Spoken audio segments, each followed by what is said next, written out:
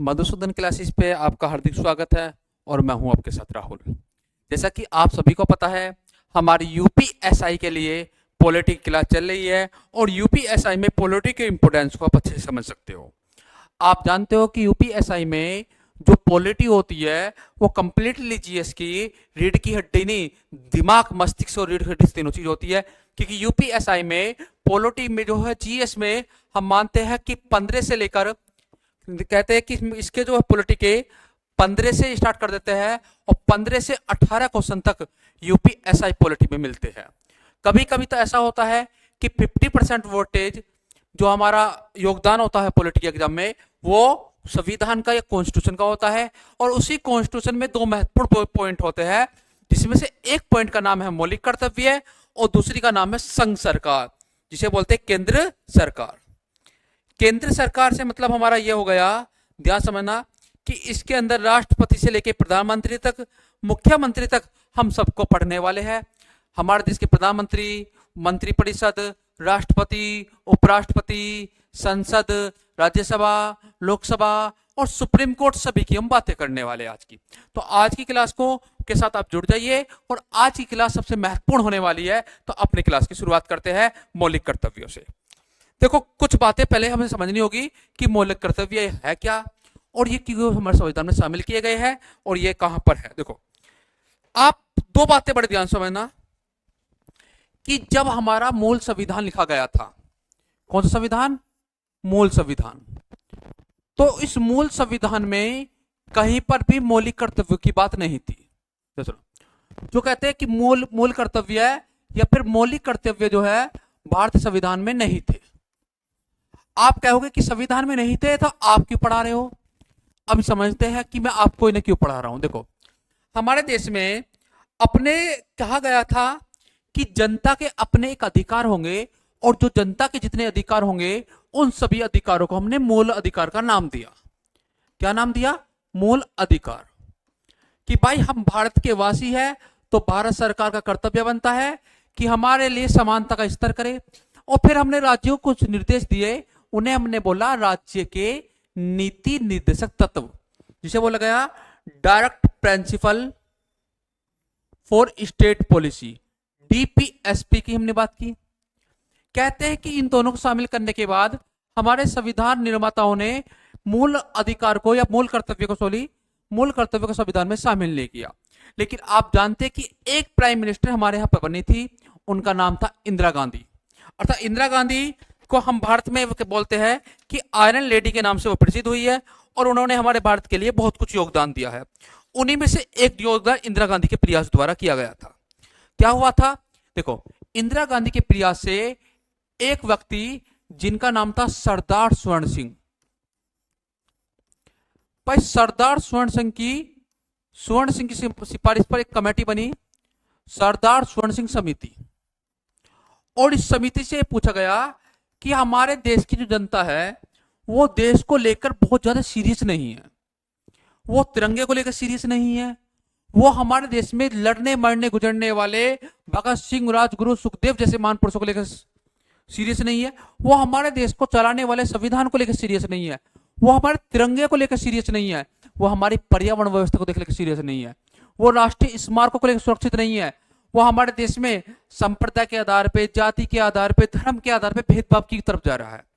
तो सरदार स्वर्ण समिति ने कहा कि देखो सिफारिश, देखो कि वो सीरियस है या नहीं है, ये उनके लिए कर्तव्य बनाओ। तो सरदार स्वर्ण समिति की सिफारिश पर हमारे संविधान में चेंजिंग किया गया, 42वां संविधान संशोधन, 42वां संविधान संशोधन। और ये संशोधन जो हुआ है ये हुआ है 1976 में। जब ये संशोधन किया गया तो हमारे संविधान में एक नया भाग जोड़ दिया गया। जो सुना, उस भाग का नाम था भाग नंबर 4K। कौन सा है? 4K, जिसे कभी कभी आपको इंग्लिश में 4A लिखा मिल जाएगा। हमारा संविधान में भाग जोड़ दिया गया और इस भाग में हमने एक अनुच्छेद और जोड़ दिया जिसे बोलते हैं आर्टिकल। जो वो अनुच्छेद था उसका नंबर था 51K, अर्थात 51A। तो 3 क्वेश्चन हमारे यहां पर मिलते हैं। पहला क्वेश्चन, क्या मूल संविधान में मौलिक कर्तव्यों को शामिल किया गया था? आप सिंपल बोलना कि मूल संविधान में मौलिक कर्तव्य नहीं थे, पहली बात के लिए। दूसरी, यदि मूल कर्तव्यों को प्रेजेंट टाइम में शामिल किया गया है तो किस कमेटी ने सिफारिश की है? तो आप बोलना सरदार स्वर्ण सिंह समिति ने सिफारिश की है कि मौलिक कर्तव्य को जोड़ो, तो हमने ये जोड़ दिए। आप कहोगे कि इसके लिए कौन सा संविधान संशोधन हुआ? तो 42वां संविधान संशोधन 1976 के अनुसार इनको जोड़ा गया है। ये संविधान के प्रेजेंट टाइम के कौन से भाग में है? तो ये भाग 4A में है। 4A जो है ये जोड़ा गया है। आगे पूछते हैं कि अनुच्छेद कौन सा है? 51A है। आप कहोगे कि जैसे हमारे देश के कर्तव्य होते हैं, अन्य किसी देश के संविधान में भी ऐसा कर्तव्य है क्या? हमने उस देश की कॉपी पेस्ट तो नहीं की। ये बात सही है कि हमने उनसे प्रेरित हुए हैं, हम उनसे प्रेरित हुए हैं। तो कहते हैं कि मूल कर्तव्य के जो स्रोत है, स्रोत जानते हैं, विदेशी स्रोत है, वो ध्यान रखना यूएसएसआर। आप बोलोगे कि यूएसएसआर की फुल फॉर्म क्या है? इसे हिंदी में बोलते हैं, देखो सुना, पूर्व सोवियत संघ, अर्थात सिंपल बोल सकते हैं आज के प्रेजेंट टाइम के अकॉर्डिंग रूस। तो पूर्व सोवियत संघ से हमारे मूल कर्तव्यों को हमारे संविधान में जोड़ा गया है। तो अब यहां से एक क्वेश्चन आता है कि हमने मान लिया चलो जोड़ दिया गया, तो ये मूल कर्तव्य जोड़े गए थे हमारे संविधान में, सुना, मूल कर्तव्य शुरुआत में जोड़े गए थे। मूल कर्तव्य की बात कर रहे हैं हम कि मूल कर्तव्य जो शुरुआत में जोड़े गए। कब जोड़े गए? शुरुआत में। तो शुरुआत में जो मूल कर्तव्य थे उनकी संख्या थी 10। पेपर में आता है भैया कि 1976 में जब संविधान में चेंजिंग करके 42वां संविधान संशोधन द्वारा मौलिक कर्तव्यों को संविधान में जोड़ा गया, तो उस समय संख्या कितनी थी उनकी? 10। लेकिन मूल कर्तव्य जो है वर्तमान में इनकी संख्या है 11। तो यदि प्रेजेंट टाइम में कोई पूछे कि भारत में जनता के मौलिक कर्तव्य है, ये मूल कर्तव्य कितने हैं? तो 11। आप क्या होगा कि सर आप बोल रहे कि 10 थे पहले 42वें संविधान संशोधन द्वारा, अब 11 है, तो 11वां कब आया? तो 11वें के लिए क्या किया हमने? एक संविधान में एक चेंजिंग को और की, 86वां संविधान संशोधन, 86वां संविधान संशोधन। और 86वां संविधान संशोधन हमने 1976 में किया। और इसमें हमने एक चीज लिखी, सुना, इसके लिए हमने आर्टिकल 51A के वाले पोर्शन में 11वां अधिकार जोड़ दिया। और 11 बोल सकते हैं, या कभी कभी लिखा आता है, ध्यान रखना, कि या 51 के ए ऑप्शन में, सुना, 51 के ए ऑप्शन में हमने के जोड़ दिया। देखो यदि अल्फाबेट में देखा जाए तो के 11वें नंबर पे ही आता है, 11वां अधिकार जोड़ दिया। और 11 में वो क्या लिखा? हमने लिखा कि 6 वर्ष से 14 वर्ष तक के बच्चों को अनिवार्य शिक्षा देना, अनिवार्य शिक्षा देना माता पिता का कर्तव्य है, माता पिता का कर्तव्य है। तो बहुत ही इंपॉर्टेंट यहां से मिल जाता है, किसका कर्तव्य है? कि माता पिता का यह कर्तव्य है कि वे अपने बच्चे को 6 से 14 साल तक के बच्चों को निःशुल्क और अनिवार्य शिक्षा दे। ये कब जोड़ा गया संविधान में? ये जोड़ा गया है 1976 में। कौन से नंबर का संविधान संशोधन है? 82 नहीं, 86वां संविधान संशोधन की बात करते हैं। आप कहोगे कर कि सर 10 तो ये हो गए, 11वां तो ये हो गया, लेकिन जो 10 थे उन्हें और बता दो हमें कि 10 कौन कौन से थे। तो 10 में देखो पहला क्या लिखा हुआ है? पहला लिखा हुआ है, देखो भारतीय नागरिकों के जो मौलिक कर्तव्य है उसमें से पहला कर्तव्य क्या है? देखो ध्यान से बेटा, ये पूछता है, इसे लिखते हैं संविधान 51 के फर्स्ट के सबक्लोक 1 में। और सबक्लोक 1 में लिखा हुआ है, सिंपल समझते हैं, इसे हटा देते हैं हम यहां से, 51 लिखेंगे केवल, 51 उसमें लिखा हुआ है, ध्यान सुनना, बहुत इंपॉर्टेंट मिल जाता है, कि संविधान का पालन करे और उसके आदर्शों के, संस्थाओं का, राष्ट्र ध्वज का और राष्ट्रीय ज्ञान का आप सम्मान करेंगे। यह हमारा कर्तव्य है, सबसे बड़ा कर्तव्य है। आप संविधान तो माने भाई, संविधान में लिखे हुए मूल कर्तव्य तो तभी बात करेंगे, पहले हम संविधान का पालन करेंगे, साथ में जो उसके आदर्श वाक्य है, उसकी संस्था है, चाहे वो चुनाव आयोग है, चाहे वो सुप्रीम कोर्ट है, चाहे वो संसद है। ठीक है, राष्ट्र ध्वज हो गया हमारा तिरंगा, जान से भी प्यारा है। और हमारा राष्ट्रगान, सबका हम सम्मान करेंगे और सबको हम मानेंगे। और बहुत सारे व्यक्ति कह सकते हैं कि हम नहीं मानते इनमें से। यदि आप नहीं मानते तो आपके देश के भारतवासी कहने लायक नहीं हो। ध्यान रखा, यदि आप राष्ट्रीय सम्मान, राष्ट्र ध्वज का सम्मान नहीं कर सकते, आप राष्ट्रगान का सम्मान नहीं कर सकते, आप देश की बनी हुई संवैधानिक संस्थाओं को सम्मान नहीं कर सकते, तो भारत के नागरिक होने के नाते आप संविधान नहीं मान सकते, तो भारत का नागरिक होने का आपको कोई अधिकार नहीं है। तो पहला अधिकार। दूसरा अधिकार दिया हुआ है, ध्यान सुन लेना, बहुत इंपॉर्टेंट है, कि स्वतंत्रता संग्राम के उच्च आदर्शों का सम्मान करे और उनका पालन करे। जो हमारे देश के लिए मरने वाले भगत सिंह, चंद्रशेखर, राजगुरु, सुखदेव, चंद्रशेखर आजाद, जो हमारे देश में स्वतंत्रता संग्राम के लिए लड़े हैं, उच्च विचार के लिए लड़े हैं, महात्मा गांधी, डॉक्टर अम्बेडकर, सरदार पटेल, नेहरू जी, ऐसे ही ना जाने कितने महान विभूति जिनका मैं नाम भी नहीं ले पाऊंगा, ऐसे महान व्यक्तियों के जो आदर्श से जो विचार है, जो सम्मान है, उनका हम सबका सम्मान करेंगे। ये 51 के 20 के लोक में है। सी में लिखा कि देश की संप्रभुता, एकता और अखंडता की रक्षा करेंगे। हमारा भारत अखंड भारत है, अखंड भारत रहेगा। लेकिन भारत पे यदि किसी की बुरी नजर आई तो अपनी जान तक निछावर कर सकते हैं हम, क्योंकि हम देश की रक्षा करेंगे, यह हमारा कर्तव्य है।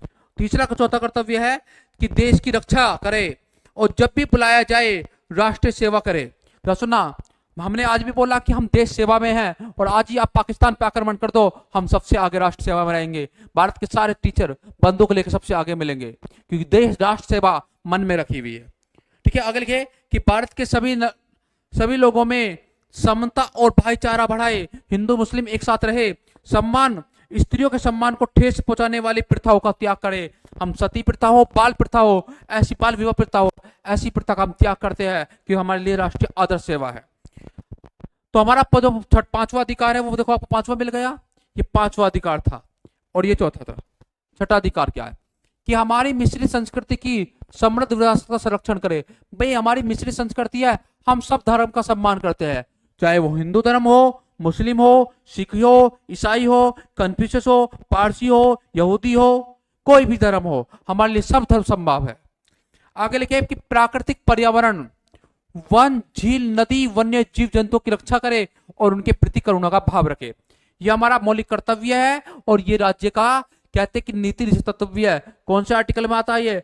48 के ए में आता है। ये वैज्ञानिक दृष्टिकोण अपनाए, पाखंडवाद में ना पड़े, वैज्ञानिक दृष्टिकोण अपनाए। यदि भारत के वासी हो, अगर आपको चाहिए रियलिटी में आपको वर्दी चाहिए, तो वैज्ञानिक दृष्टिकोण अपनाया जाए। मानवतावादी बने, मानवता ही सब सर्व धर्म है।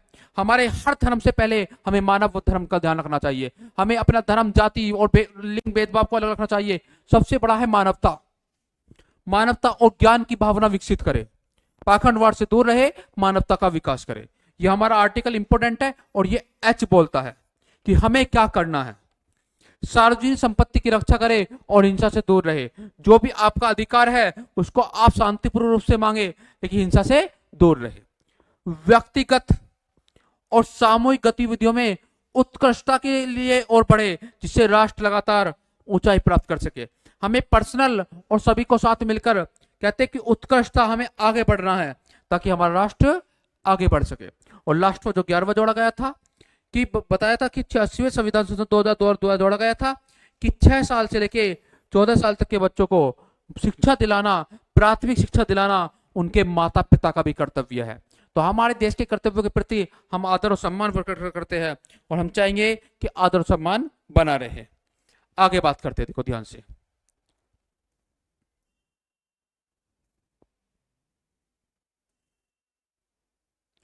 आज तो चलो कोई नहीं, हम यहां से पेज ले लेते हैं। इस पेज को हम 3 जगह कॉपी कर देते हैं। देखो ध्यान से, सबसे पहले क्या करते हैं, महत्वपूर्ण बात है। पहले करते हैं इसको साफ, और फिर पढ़ते हैं अगला पार्ट्स। ठीक है, एक पेज और कर लेते हैं ताकि हम अपना बैकग्राउंड को अच्छे से समझ पाए। देखो ध्यान से, अब महत्वपूर्ण बात है। देखो, तो भाग नंबर 4A में हमने काफी अच्छे से पढ़ा, और मुझे विश्वास आपको समझ में आया होगा कि मौलिक कर्तव्य कौन कौन से हमारे होते हैं। लेकिन आज का जो हमारा मोस्ट फोकस था, हमारी केवल वो 10 मिनट की क्लास थी। आपको 10 मिनट में मौलिक कर्तव्य को आप अच्छे से समझ चुके हो, तो आपका धन्यवाद। देखो, अब जो हमारा मोस्ट इंपोर्टेंट पार्ट है वो है संघ सरकार, केंद्र सरकार। तो आज की कंडीशन में हमें केंद्र सरकार के बारे में बात करनी है, संघ सरकार के बारे में बात करनी है। किसके बारे में बात करनी है? केंद्र सरकार के बारे में। अब पढ़ते देखो केंद्र सरकार क्या है। देखो, हमारे संविधान में जो केंद्र सरकार है उसे संघ सरकार बोला गया है। क्या बोला गया है? संघ सरकार, यूनियन गवर्नमेंट। और जो ये यूनियन गवर्नमेंट है, इसका वर्णन संविधान के भाग नंबर कौन से में है? तो आप बोलोगे कि भाग नंबर 5 में है। संघ सरकार का वर्णन कौन से भाग में है? भाग नंबर 5 में है। यदि कोई पूछे कि संघ सरकार के लिए हमारे संविधान में कौन कौन से आर्टिकल है, तो आप बोल देना कि हमारे संविधान में जो केंद्र सरकार है, जहां पर मोदी जी प्राइम मिनिस्टर है, उसके लिए आर्टिकल 52 से हम शुरू करते हैं और 151 तक हम जाते हैं। ठीक है जी। आगे यदि कोई पूछे कि संघ सरकार के कितने महत्वपूर्ण अंग होते हैं, तो अपना बोला कि संघ सरकार के 3 अंग होते हैं। संघ सरकार के 3 अंग होते हैं। 3 अंग होते हैं बेटा। ये एक बहुत इंपॉर्टेंट क्वेश्चन है कि हमारा जो देश है, जो हमारी सेंट्रल गवर्नमेंट है, उसके मुख्य कितने कार्य है? 3 कार्य है, 3 अंग है। पहला जो अंग है उसे बोलते हैं हम कार्यपालिका। क्या बोलते हैं? कार्यपालिका। हाँ, आप क्या बोलेंगे? कार्यपालिका, एग्जीक्यूटिव कार्यपालिका। उसे बोलते हैं संघीय कार्यपालिका। कार्यपालिका बहुत इंपॉर्टेंट है कि केंद्र सरकार के पहले अंग का नाम क्या है? संघीय कार्यपालिका। दूसरे को बोलते हैं हम संघीय विधायिका। विधायिका मतलब है जहां पर विधायिका, विधायिका, देखो ध्यान से समझते, विधायिका जहां पे विधि का निर्माण किया जाता है। और तीसरा है न्यायपालिका, संघीय न्यायपालिका, संघीय न्यायपालिका। तो एक तो क्वेश्चन हमें दोनों मिल जाता है, और ये बार बार रिपीट क्वेश्चन है कि भैया बताइए संघीय पालिका में कहां से कहां तक के अनुच्छेद आते हैं। ये रिपीटेशन क्वेश्चन है, और UP constable, GD, SSC, railway और एसआई में ऐसे ही क्वेश्चन आपको मिलेंगे भाई, ऐसे ही क्वेश्चन मिलेंगे। तो समझना, संघीय कार्यपालिका का वर्णन संविधान के आर्टिकल नंबर 52 से लेकर 78 तक है। ये सब कार्यपालिका में आते हैं। आप कहोगे कि विधायिका में कहां तक आते हैं? तो 79 से लेकर 123 तक जितने भी नियम हैं सब विधायिका के अंडर आते हैं। और न्यायपालिका के अंदर लेकर हमारे आर्टिकल 124 से 147 तक आते हैं। कि 148 में हम बोलते हैं कि महान न्यायवादी, नहीं बोलते उसे, क्या बोलते हैं? हाँ, CAG, control auditor general of India, Bharat का नियंत्रक महालेखा परीक्षक आता है। लेकिन ये याद रखना आपको कि संघीय कार्यपालिका, संघीय विधायिका और संघीय न्यायपालिका कहां से तक वर्णन किया गया है। आगे बात करते हैं। देखो, समझते हैं बड़े ध्यान से, इसकी बात करते हैं हम। हाँ जी, इसी की बात करेंगे। मैं इसको ऊपर कर देता हूं और इसको हम नीचे कर लेते हैं ताकि हमारा क्लियर रहे। देखो, अब ये कहते हैं कि सरकार के, आपने बताया कि सर 3 अंग होते हैं। पहला अंग है कार्यपालिका, बहुत अच्छी बात है, मैंने आपको बताया और आप समझ गए। दूसरा अंग मैंने बताया विधिपालिका, विधिपालिका या विधायिका, जहां पे विधि बनाई जाती है। और तीसरी है न्यायपालिका, नगरपालिका नहीं, न्यायपालिका, जहां पे न्याय प्रदान किया जाता है।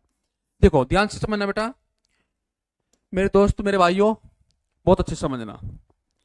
कहते हैं कि कार्यपालिका में सबसे प्रमुख जो हमारे देश में होता है, उस व्यक्ति को बोलते हैं हम राष्ट्रपति जी। राष्ट्रपति हमारे राष्ट्र में सबसे प्रमुख व्यक्ति। दूसरे हमारे महत्वपूर्ण देश होते हैं, व्यक्ति होते हैं उपराष्ट्रपति। तीसरे होते हैं प्रधानमंत्री, और प्रधानमंत्री मोदी जी। और चौथे जो सबसे इंपॉर्टेंट है वो होती है मंत्रिपरिषद।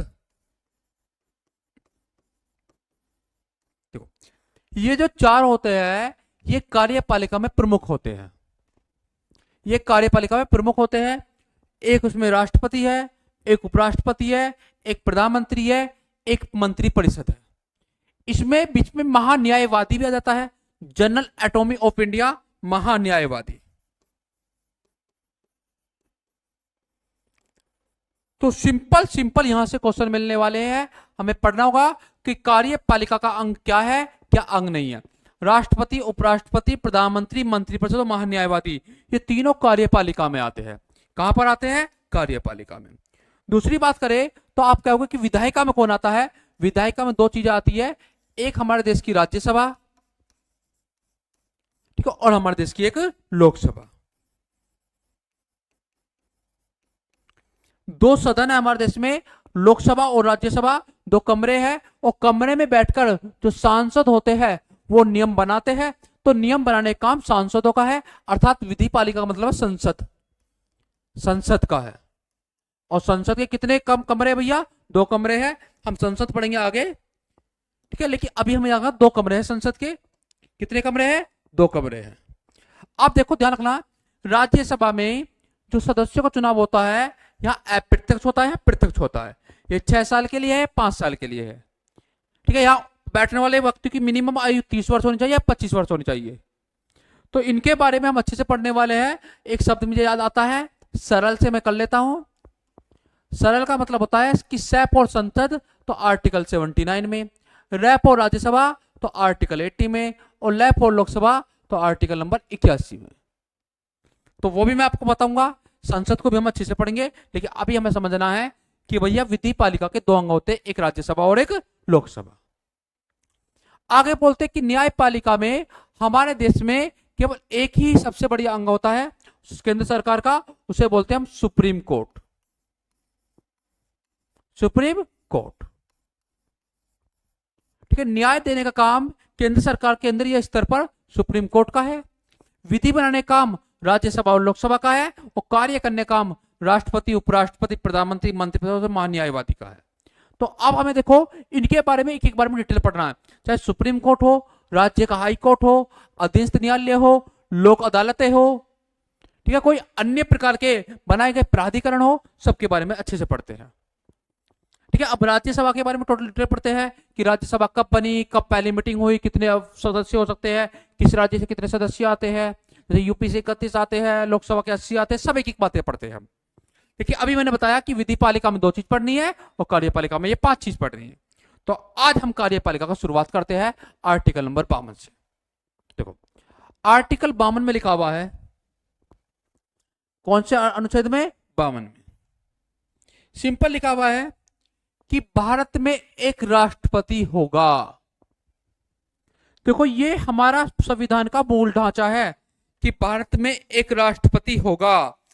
इसे हम मना नहीं कर सकते कि भैया राष्ट्रपति नहीं होगा, क्योंकि ये संविधान का मूल ढांचा है। तो हम राष्ट्रपति से संबंधित अब सारी बातें करेंगे,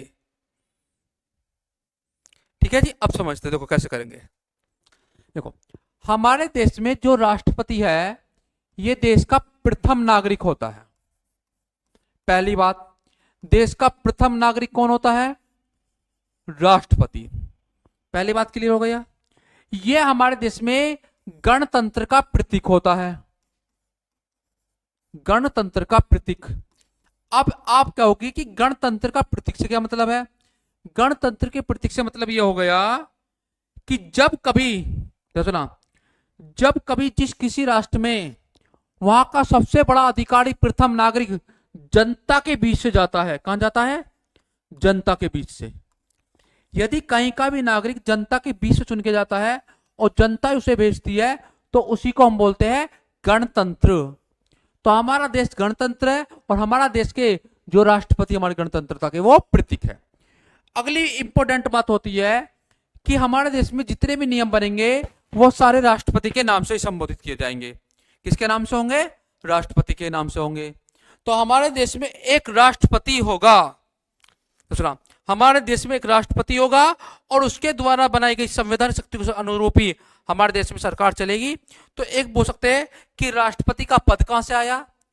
राष्ट्रपति का पद किसका भैया जी? राष्ट्रपति का पद, हमारे देश में राष्ट्रपति का पद कहां से आया है, ये भी इंपॉर्टेंट लाइन है।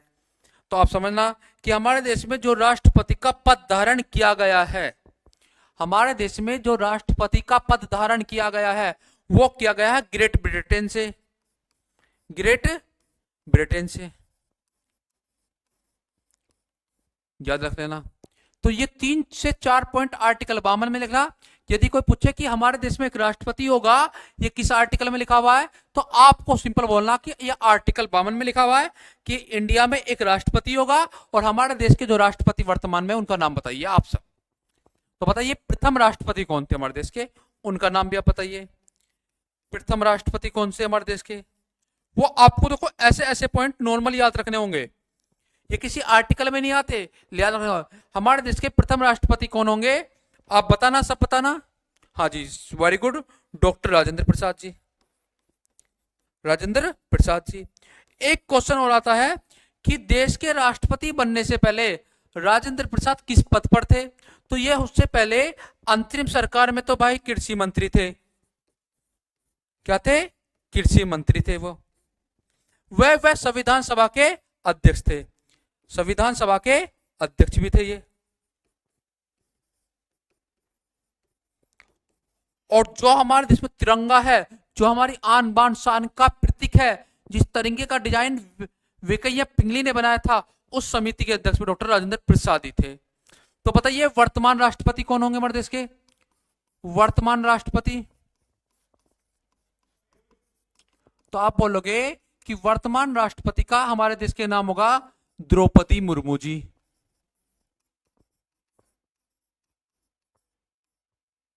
ठीक है। आप कहोगे कि इमरजेंसी के समय, जब पहली बार इमरजेंसी लगी थी, देश में 2 बार राष्ट्रीय आपातकाल लगा है, तो प्रथम इमरजेंसी में कौन राष्ट्रपति थे, प्रथम इमरजेंसी में, प्रथम आपातकाल के समय हमारे देश में राष्ट्रपति, तो आप बोलोगे कि जाकिर हुसैन जी। और यदि कोई पूछे कि दूसरी बार हमारे देश के उस समय राष्ट्रपति कौन थे, तो उनका नाम है फखरुद्दीन अली अहमद जी।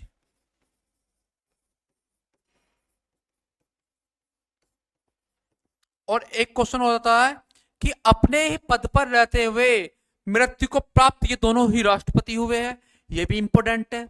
हमारे देश में निर्विरोध चुने जाने वाले प्रथम राष्ट्रपति नीलम संजीव रेड्डी जी। देश के एकमात्र वैज्ञानिक राष्ट्रपति एपीजे अब्दुल कलाम जी। आगे आता है कि देश के प्रथम दलित राष्ट्रपति कौन है,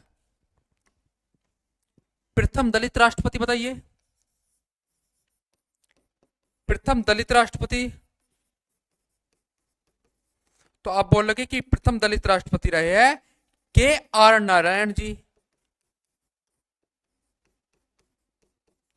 और प्रथम महिला राष्ट्रपति, हमारे देश की प्रथम महिला राष्ट्रपति बताइए। तो आप बोलोगे कि प्रथम महिला राष्ट्रपति रही है कौन, प्रतिभा सिंह पाटिल जी, श्रीमती प्रतिभा देवी पाटिल जी, देवी पाटिल।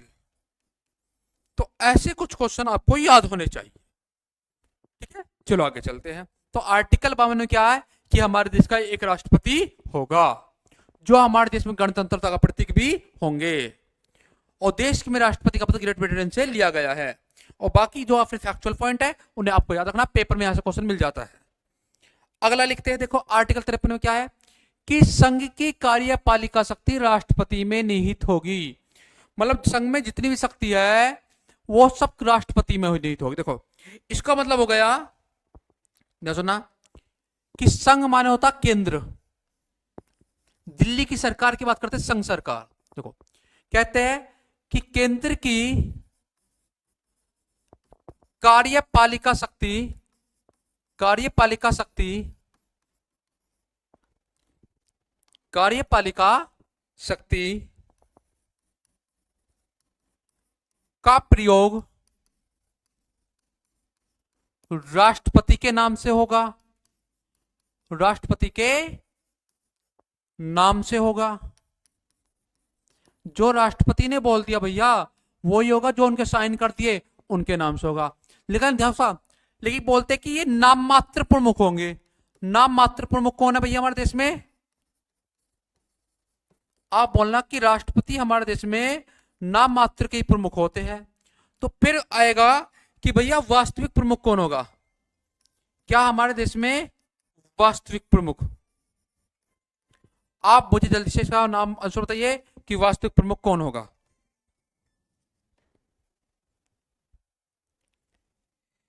कि हमारे देश में वास्तविक प्रमुख कौन होगा? तो जाना हमारे देश में वास्तविक प्रमुख होते हैं प्रधानमंत्री। कौन होते हैं? प्रधानमंत्री। तो ये क्वेश्चन आपको मिल सकता है। और हमारे देश के राष्ट्रपति को नाम मात्र के कारण कहीं कहीं रबड़ की मोहर बोला जाता है कि ये तो केवल रबड़ की मोहर है, ये कुछ नहीं करेंगे, क्योंकि रियलिटी पावर जो है प्राइम मिनिस्टर के अंदर होती है। किसके अंदर होती है? प्राइम मिनिस्टर के अंदर होती है। ये भी क्वेश्चन आ जाता है कभी कभी। चलो आगे बात करते हैं। ठीक है, आर्टिकल 53 में क्या है कि संघ की कार्यपालक शक्ति राष्ट्रपति में निहित होगी। बहुत अच्छा इंपॉर्टेंट क्वेश्चन है, हमेशा याद रखना। आगे बात करते हैं तो आर्टिकल नंबर 54 आता है। देखो इसमें लिखा है कि हमारे देश में एक राष्ट्रपति होगा, ये तो 52 में हो गया। राष्ट्रपति संघ की कार्यपालिका का प्रमुख होगा, ये 53 में होगा।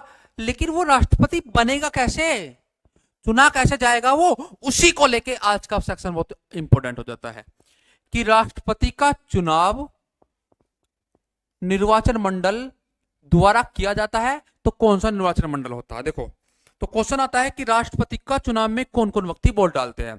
तो राष्ट्रपति का निर्वाचन मंडल, चुनाव निर्वाचन मंडल बात करते। देखो इसमें लिखा है कि संसद के दोनों सदन। आप कहोगे कि दोनों सदन से मतलब? दोनों सदन से मतलब है कि राज्यसभा व लोकसभा के निर्वाचित सदस्य। निर्वाचित सदस्य, निर्वाचित सदस्यों का मतलब है कि केवल वो सदस्य जो चुनकर गए हैं, मनोनीत सदस्य राष्ट्रपति चुनाव में वोट नहीं डालते। दूसरा महत्वपूर्ण जो है, जो वोट डालने वाला होता है, उसे समझते हैं। इसे बोलते हैं कि राज्य विधानमंडल के और राज्य विधानमंडल में भी सबका खासकर राज्य विधानमंडल के केवल विधानसभा के सदस्य। विधानसभा से मतलब विधायक जी, विधानसभा के निर्वाचित सदस्य, केवल ये व्यक्ति राष्ट्रपति के चुनाव में वोट डालेंगे, निर्वाचक सदस्य। इसमें भी मनोनीत नहीं डालते, सभी राज्यों को डालेंगे। और तीसरा जो इंपॉर्टेंट पॉइंट है, जो हमारे पेपर में हमें मिलने वाली चीज है, जो वहां से आ सकता है, कहते हैं कि 70वें संविधान संशोधन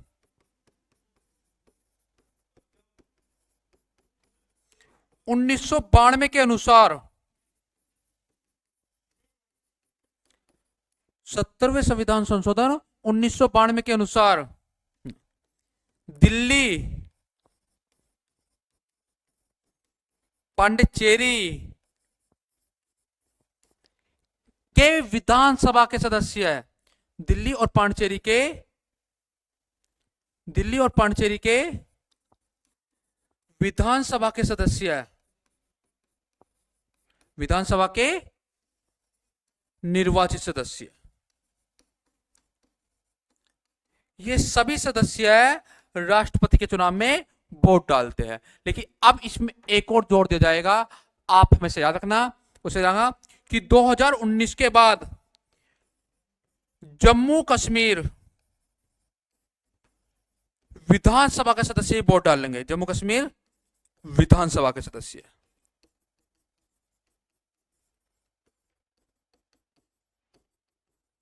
तो ये पॉइंट बहुत इंपॉर्टेंट है कि राष्ट्रपति के चुनाव में कौन कौन व्यक्ति वोट डालेंगे। ठीक है, राज्यसभा लोकसभा के निर्वाचित सदस्य है, विधानसभा के निर्वाचित सदस्य है, और जम्मू कश्मीर दिल्ली पांचवी विधानसभा सदस्य है। अब आप कहोगे कि सर इसमें कौन वोट नहीं डालता, जो हमें याद रखना होगा। तो आपको दो व्यक्ति याद रखने हैं जो इनके चुनाव में वोट नहीं डालते। पहला तो याद रखना आपको कि इसमें विधान परिषद वोट नहीं डालता।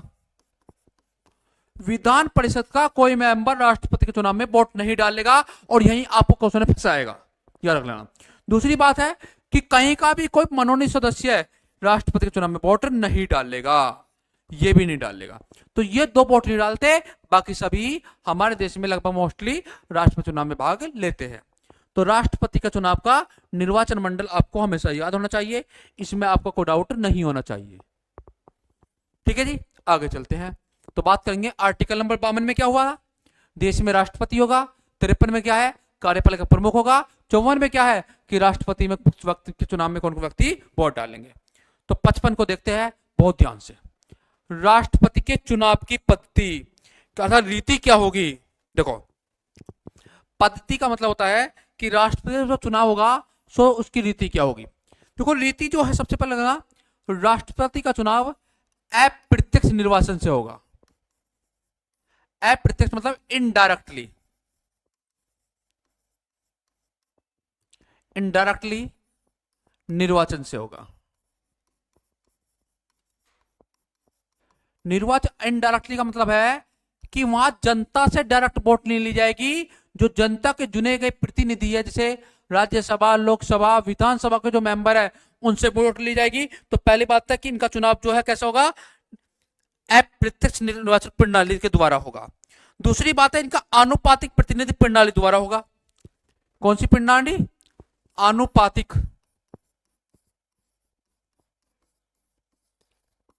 प्रतिनिधित्व प्रणाली के द्वारा इनका वोट होगा।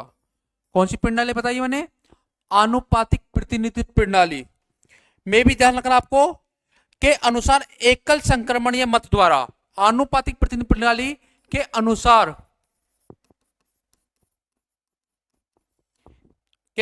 बहुत इंपॉर्टेंट लाइन लिख रहा हूं, एकल संक्रमणीय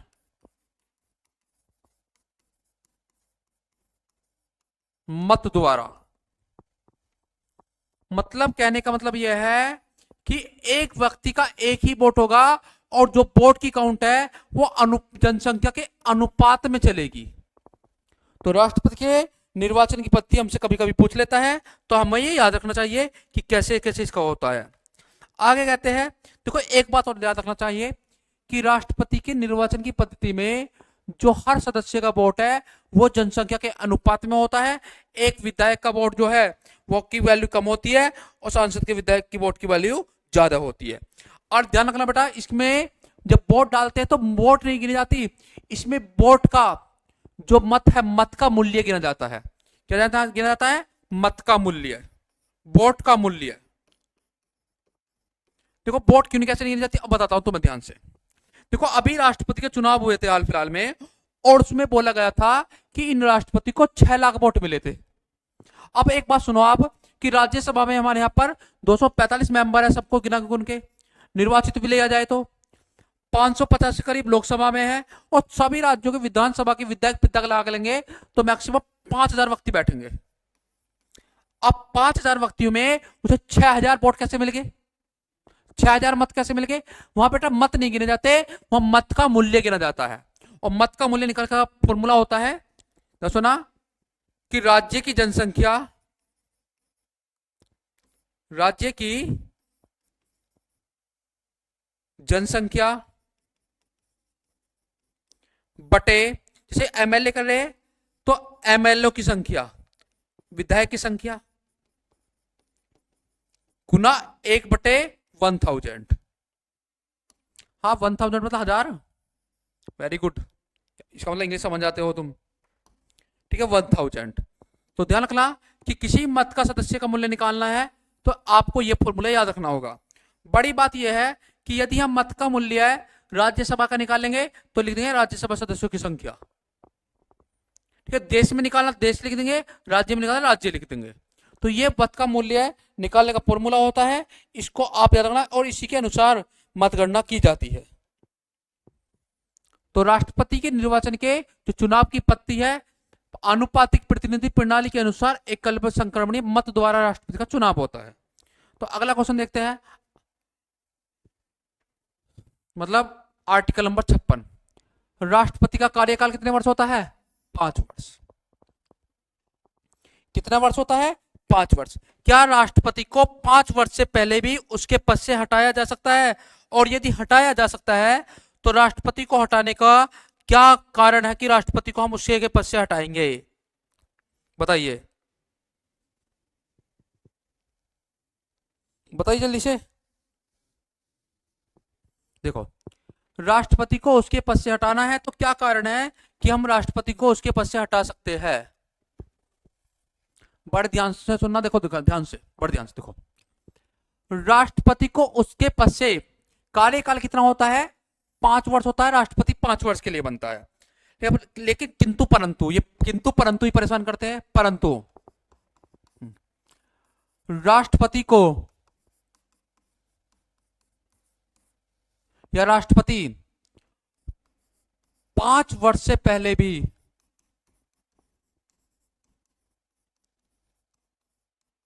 त्याग पत्र दे सकता है। ठीक है, तो उस स्थिति में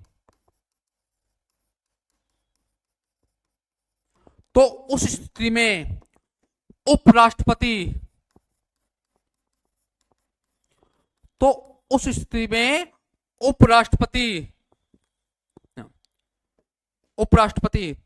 राष्ट्रपति के कार्य करेगा। राष्ट्रपति का कार्य करेगा। बड़े इंपॉर्टेंट बात है कि उस स्थिति में जो उपराष्ट्रपति है वो राष्ट्रपति का कार्य करेगा। दूसरा बात है कि राष्ट्रपति का कार्यकाल 5 वर्ष होता है, तो हटाने का आधार क्या होगा? आधार केवल एक ही है, संविधान का अतिक्रमण करना। संविधान का अतिक्रमण। संविधान का अतिक्रमण का मतलब है कि जब तक संविधान है, संविधान के नियम के अनुसार राष्ट्रपति चल रहा है, कभी नहीं हटाया जाएगा। लेकिन जब भैया वो संविधान का अतिक्रमण कर देगा तब उसे हटाने की प्रक्रिया शुरू होगी। वो मैं बताऊंगा आपको कैसे लिखते हैं, उसे महाभियोग बोलते हैं।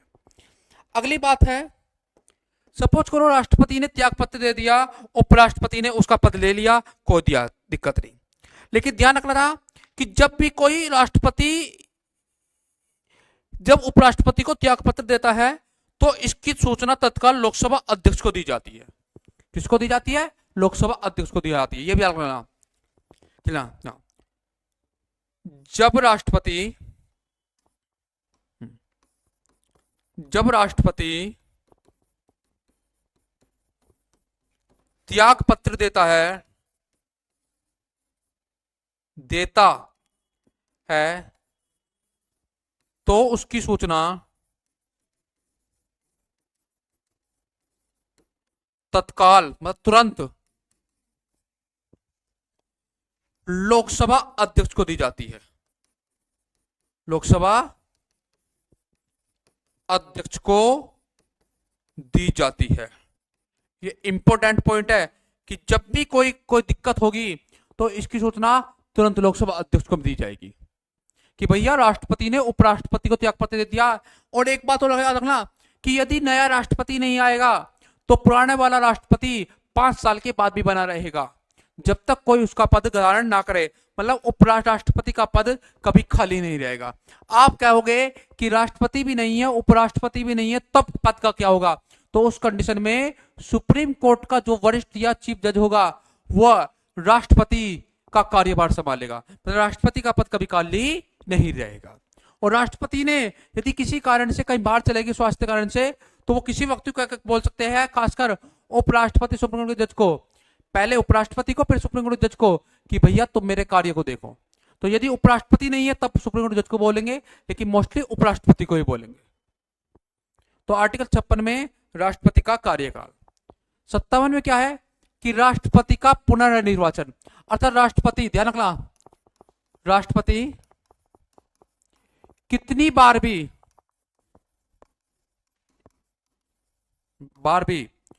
निर्वाचित हो सकता है।